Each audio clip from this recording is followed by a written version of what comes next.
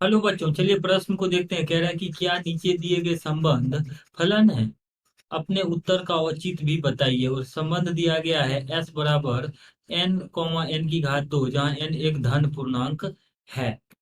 तो दिए गए प्रश्न के लिए हमारे पास जो मुख्य अवधारणा है, मुख्य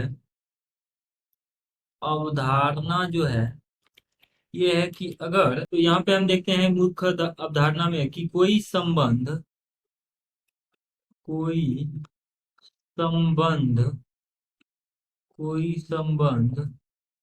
फलन कोई संबंध फलन नहीं होगा यदि यदि मान लीजिए उस फलन में x -1 पे उसका मान a आ रहा है, और x मतलब x 1 पे मान a आ रहा है, और x 1 पे ही b यदि आ रहा है, यानी एक हमने यहाँ पर एक मान रखा, तो उस पे दो मान प्राप्त हो रहे हैं। फलन के अंदर x के एक मान पे दो y का मान आ रहा है, तो उस केस में हम कहेंगे कि ये फलन नहीं है।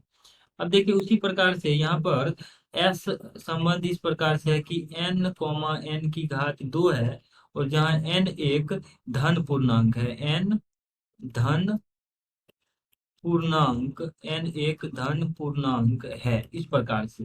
तो अब देखते हैं कि यदि n एक धन पूर्णांक है तो इस स्थिति में ये संबंध कैसा बनेगा।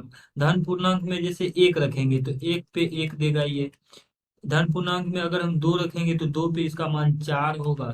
उसी प्रकार धन पूर्णांक में तीन रखेंगे तो तीन पे मान नौ होगा, और इस तरीके से ये मान बढ़ता चला जाएगा। उसी प्रकार से एन पे एन की घात दो दे रहा है। ये हमारे पास एस संबंध को हमने इस प्रकार से लिखा।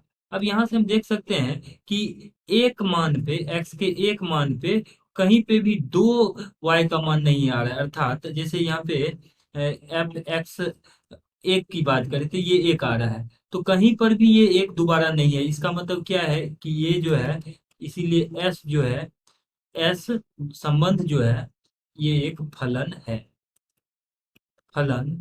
और यही हमें जांच करना था इस प्रश्न में। आशा करते हैं कि इस प्रश्न का हल आपको समझ में आया होगा। धन्यवाद।